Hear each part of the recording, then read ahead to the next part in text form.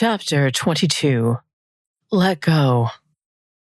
Declan adjusted the hood of his favorite black jacket as he walked down one of the broad, gracious avenues of Tyrrell in the direction of the road to Hope.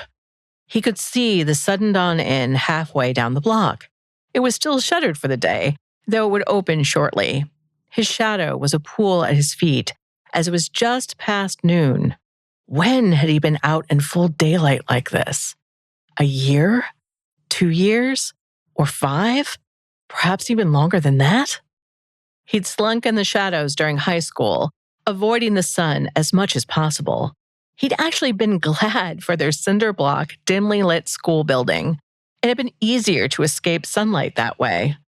No human does that. Only beings from the Underdark do. For a moment, his lack of memory from before his adoption rose up before him like some black tidal wave that threatened to swallow him whole. Had his birth parents really died in a car accident in Ukraine? Had his adopted parents really gotten him from an orphanage? He thought back to some of the conversations he'd had with his adopted parents over the years. One that resonated in that moment was a conversation he'd had with his father when they'd gone stargazing one night the year before the war. They'd sat on the beach together. His arms had been linked over his knees. The waves had whooshed and shushed as the stars had twinkled overhead. The breeze had caressed his cheeks and his eyes had been opened to mere slits, just enjoying the night. His father had put a companionable arm around his shoulders. "You know, your mom and I got you on a night just like tonight," his father had said. Declan had turned his head. His adopted father's handsome profile became visible. He had a stubbled jaw just touched with gray and dark hair that swept back like wings from his ears. His expression had been thoughtful and loving, but a little sad too. "The orphanage was open at night?" Declan frowned. That didn't sound terribly logical to him. Surely the orphanage would have handed him over during the day. Or maybe there had been too much paperwork and it had taken until evening to complete. That could be possible, he supposed. His father, though, had not answered him, but instead said, "There you were, on our doorstep, a little boy with tousled black hair and such sad green eyes." Declan opened his mouth to ask, "On your doorstep? You mean the orphanage, right? Or your hotel, or..." But he didn't ask any of that. Finley would have. Finley would have asked all the questions that should have been asked and more. But words had never been Declan's friend. Silence was wisest for him. So he had been silent and listened. "Your mom and I had given up hope that we would ever be parents, trying for years to conceive, and then IVF that never took. Finally, we got the word that we'd never conceive either way and adoption was our only hope. But despite so many kids needing families, it just seemed like we were always being found wanting in some way," his father murmured. "But then, there you were. And it was as if we'd been waiting for you all our lives." Declan frowned as he tried to remember that moment, but his memory was blank. He couldn't remember any orphanage. He couldn't remember a plane ride from Ukraine to America. What he did recall was being pushed, yes, pushed, towards his adopted parents on a dark night, a hand at his back, shoving him.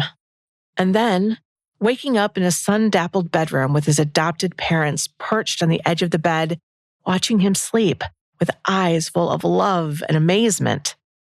"I wish I could remember that," Declan admitted. His father turned his head and ran a hand through Declan's hair. There were the glimmers of tears in his eyes. "The accident. You were still suffering. Losing your parents, your mother in particular, had traumatized you. I'm glad you don't remember. I keep trying to hear the squeal of brakes, or the blare of a car horn, or the hissing of a broken engine, all the sounds that come from an accident," Declan admitted. "But I don't." His father merely carted fingers through his hair. "For years afterwards, we were so afraid that you were going to be taken from us, that someone from your family would appear and..." But that's unfair. Unfair to you. You should know where you come from. And maybe you would love your blood family. They would have loved you for certain. It's fine, Declan insisted. I don't want anyone to come. I belong here, with you and Mom. And Finley? His father cracked a smile. Yeah, you're my family. I don't want anyone else. And they'd gone back to stargazing, his answer having put to rest something between his father and him. But now, he looked back on that conversation so differently. What if instead of getting him from an orphanage in Ukraine, someone had brought him to his parents' house in Lightwell at night? He could well imagine Volray shoving him towards them, eager to get rid of him. But why wouldn't he just kill me instead? Last I remember, he was going to kill me, Declan thought, then shook himself. That was a dream, wasn't it? He was an elf, white hair, red eyes, Kindreth. If that dream were true, then I should look like him. But I don't. Yet, it felt real. Felt as true as now. Raelif might know the answers to my questions. It was as if the sunlight was peeling back layers of his memory. It was shining a light into dark places that he'd left alone, that he still wanted to leave alone on some level, and revealing all the things he hadn't wanted to see at the time. The sunlight made him more than physically vulnerable, it seemed. He touched his dark sunglasses and pulled down the jacket's sleeves to cover the backs of his hands. He then shoved his hands into his pockets, just in case. He had the Adiva on. It was chilly against the bare skin of his chest, as he wore it beneath his white t-shirt. So he was, theoretically, safe from the sun. But he really had decided he didn't terribly like being out in sunlight. That was until he saw Aquilin step outside of the dawn.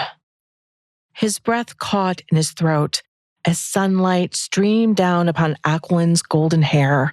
He'd seen that hair in firelight and candlelight. The silky tresses had shimmered in the low light, but there had barely been glimmers of the myriad of the gold and copper tones that were now revealed under full sunlight. Aquilin negligently ran an elegant hand through his hair, pulling it away from his face as the wind stirred it. Though long and heavy, it fell down past his shoulders to mid-back in glorious waves. He'd been picked up by Aquilin when he'd collapsed in the sun, but he really hadn't seen Aquilin then, as he'd been burrowing his head into the Arave King's chest. Now he saw how Aquilin's creamy skin had a golden cast. His eyes, a brilliant blue inside, were now like luminous sapphires in the sunlight. His pink plush lips were the color of roses. They parted slightly as he smiled and began talking to someone who had exited the dawn with him.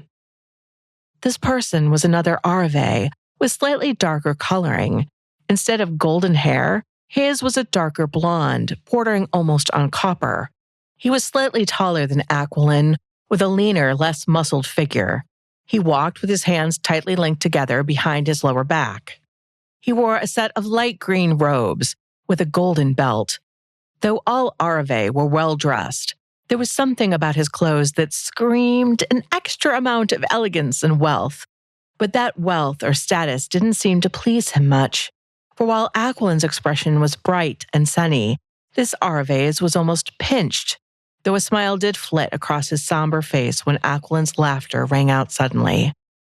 Declan was so charmed by Aquilin that he didn't consider hiding from the Sun King, and it was as if Aquilin had Declan radar, for his gaze immediately swung around towards the young man, even though Declan was in the opposite direction the two Arave were seemingly headed. Declan froze. But then Aquilin smiled, and it was a smile just for him. It was different from the Sun King's other smiles, and he had quite a few of them, but this one was special. If he's yours, shouldn't you want him to see you? The voice was back, but this time it seemed far more separate from his own thoughts than before. If he sees me, he'll figure out that I'm different. Eventually, Declan pushed back. And that would be a bad thing. It always has been in the past. Even Volray thought that something was off about me, and he was Declan stopped this internal dialogue, for Aquilin was calling his name. Declan. Aquilin waved a hand and started walking towards him, even as the other Arve stubbornly tried to continue on to wherever they had been planning to go. He looked after the Sun King with almost comical dismay. It was at the calling of his name that Declan unfroze and started forward once more. King Aquilin. His voice was more muted than the bright, loud tones of the Sun King, but he hoped that Aquilin knew that didn't mean he wasn't pleased to see him. He was far too pleased. His heart beat faster. His blood fizzed in his veins like champagne the nearer Aquilin came to him. He found himself leaning towards the Sun King as if he was a magnet and Aquilin were the finest of metals. The Sun King stopped just a foot from him. Those sapphire blue eyes studied his face. He reached out, and his hands hovered over Declan's shoulders as if he feared touching Declan or thought that such a touch would be unwelcome. It took all of Declan's self-restraint not to lift up into those hands. Tisk, if he is yours, you need to show him, the voice teased. We're not even supposed to be friendly with him, let alone that. What is that? Do you even know? But thankfully, he didn't have to answer, as Aquilin was speaking again. And when the Sun King spoke, there was simply nothing else that Declan was interested in. The Night Prince is fantasy with two main couples and even more complex relationships. Though I write most from the main four's perspectives, that's Declan, Aquilin, Finley, and Raelif, there are also chapters from other important characters too. All this means that The Night Prince is destined to be very long, at least 200 chapters full of action, politics, humor, and romance. We are barely getting started. From the comments so far, nobody has even come close to guessing some of the turns the story is going to take. I hope that you are with me for the journey. You're outside in the sun, Aquilin murmured. His blue eyes narrowed a little. I see you have a hood and sunglasses on, but do you really think this is wise? We don't know what caused your collapse yesterday. You should be resting. Declan didn't know what caused it either, not exactly, but the Adiva was like a hunk of ice against his chest, so he knew he was in no danger. You're not coming to work, are you? Helgrim gave you the day off, did he not? Aquilin fussed. No, I was looking for Raelif, but he knew that would not be wise to say. The Arave Lord had risked himself by coming to help Declan. He would not betray him. Walking around, restless. At that moment, Aquilin's companion arrived at the Sun King's side. Brother, who is this person? Declan's eyes flickered to the well-dressed, or perhaps he should have said overdressed, elf by Aquilin's side.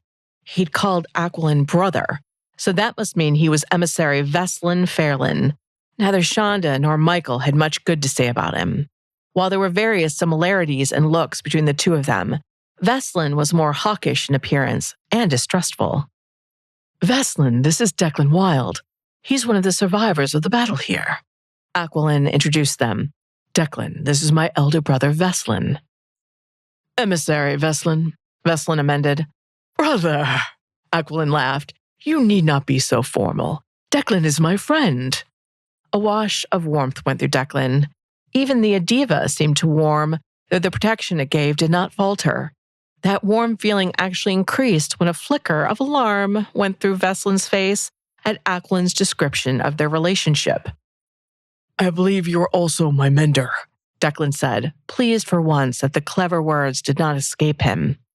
Aquilin laughed, delighted at their private joke. It only made Veslin's discomfort grow, which was a bonus too. I am at that. Aquilin tilted his head to the side as he studied Declan. And a question as your private mender. Are you certain you are well enough to be out? I am, Declan answered simply. So, and here an almost impish smile crossed Aquilin's face. So, you would be up for a palace tour? Declan blinked. Brother, the tour is for you, not a public tour. We're going to be visiting your private quarters and I told you that Declan is my friend. He's not the public. Ackland's expression grew sharp for a moment. So he was not unaware of his brother's snobbery, nor was he fond of it seemingly. Veslin blinked rapidly and opened his mouth to object again. But it is not completely finished, and all the more reason for Declan to come. He might have some ideas about how we should complete it. Ackland's head swung towards him. I'm hopeless when it comes to design, Declan.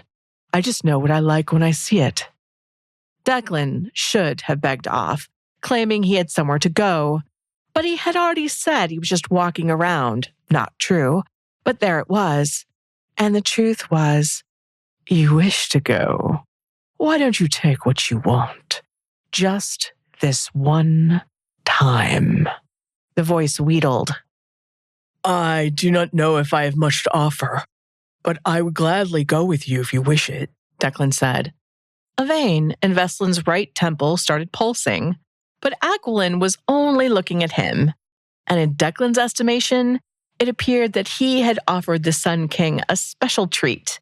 As ridiculous as it might sound that his company was worth any such thing to such an important person. I do wish it, very much, and you and my brother can point out some of the highlights of the city to me as we walk there. Aquilin practically clapped his hands as he said it. Brother, we will have to make sure that Arendriel and Silveril are taken to the palace stables. Yes, of course. I did have a carriage for you around the corner, Veslin began. Oh, but I want to walk. I want to see the city that you built for the people, Veslin. Don't you want to show it off to me? Aquilin asked, putting a gentle hand on his brother's shoulder. Veslin relaxed, and his expression softened. Yes, of course I do. I've taken quite a bit of care in the city planning, Aquilin. I want you to see that you've taken care of everything, and I am so grateful. Aquilin squeezed his brother's shoulder. Veslin's chest puffed up. I'm glad you recognize my efforts. Not that any thanks are needed. But they clearly were. Declan kept that to himself. Now begin the tour, Aquilin laughed. The three of them began to stroll down the avenue together. At first, Declan attempted to keep 2 steps behind the RFA, but while Veslin seemed to like that, Aquilin was having none of it. When the Sun King noticed it the first time, Aquilin asked if they were walking too fast, and did Declan need to rest. That had Declan walking beside Aquilin, but a few feet away. But Aquilin noticed this as well, and he stepped nearer, which meant that Veslin had to veer over too. Declan was glad that his eyes were covered with sunglasses. He wasn't sure what they would have revealed about what he felt about the Sun King's closeness. He seeks you out as if you are the moon, and he is a moth.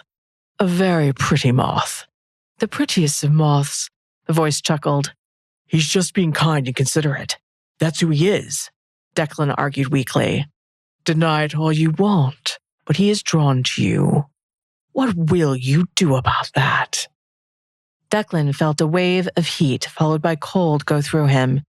He had no idea what to do about that.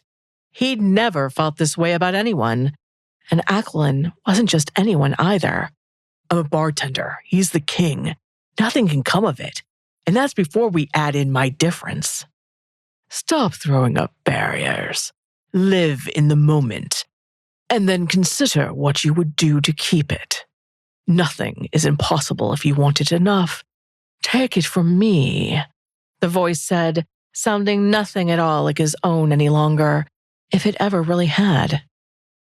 And as you can see, I had the streets engineered so that they followed the natural contours of the earth just here and...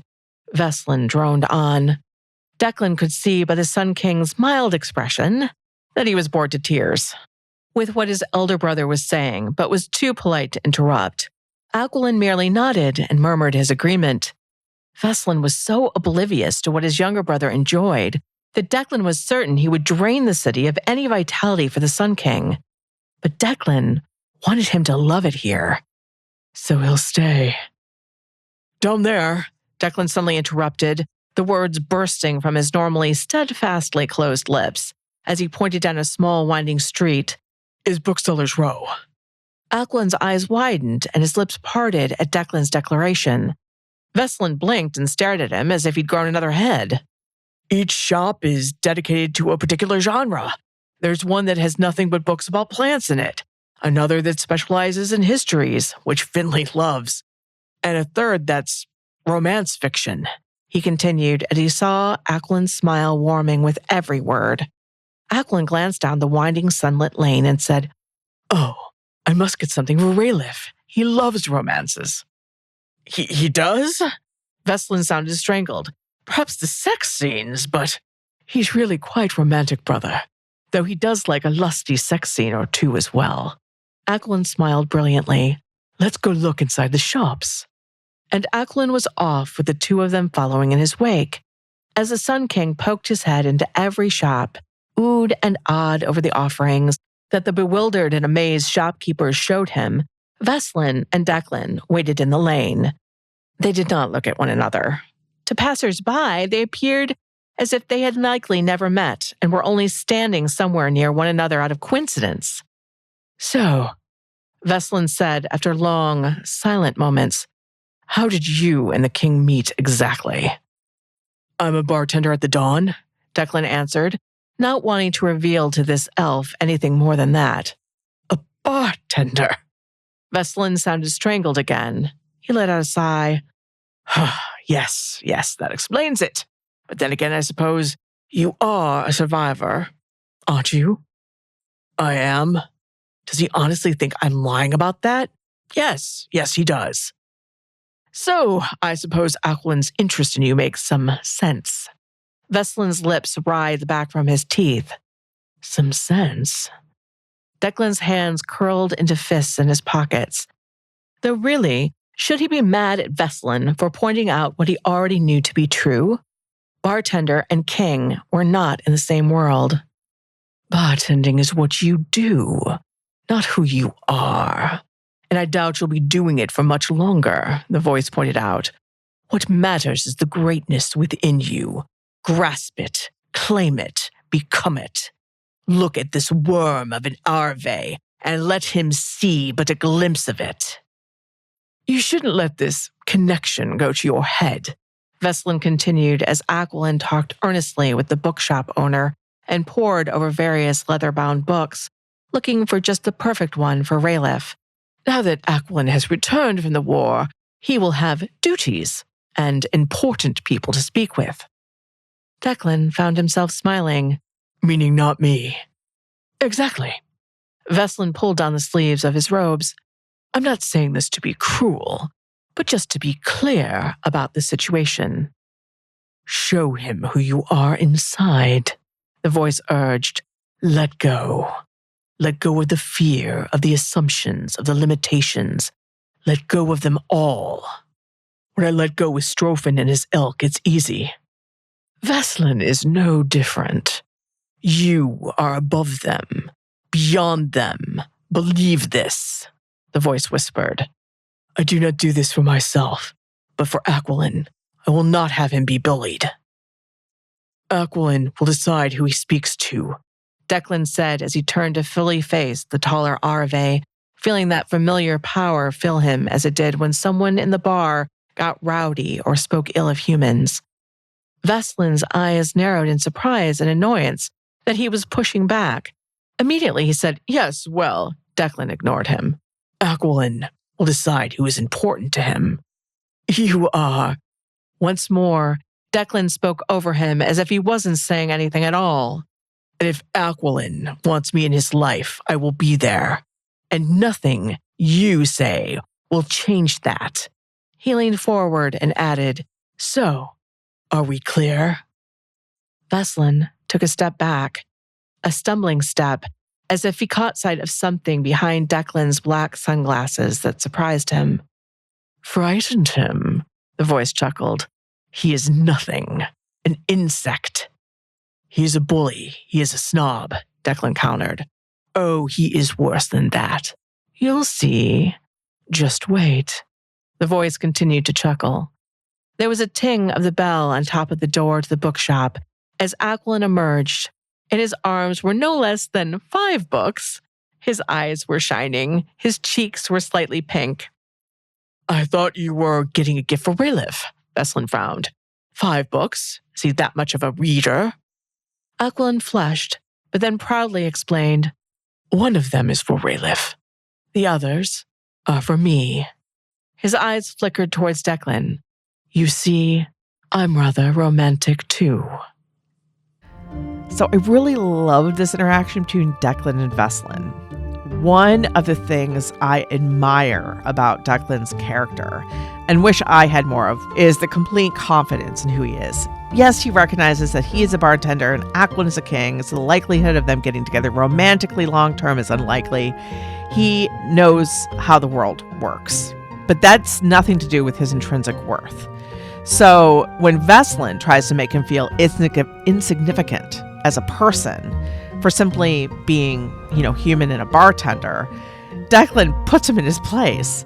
Declan knows that he is as worthy as Veslin or anyone else. It doesn't matter what he does. It doesn't matter what species he is. He knows that he is worthy, goddammit.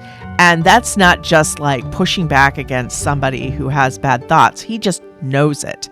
In his heart, in his head, in his soul, in his bones. As a person, if you truly know your worth, it can propel you forward in life. It can make all the hardships a lot easier because you're not doubting that. Have you ever had a chance to stand your ground in a situation like this? What happened? I have to know. Put it in the comments down below. Let's all share what we've gone through and try to take strength from one another and try to find our own sense of self-worth. Thanks, guys.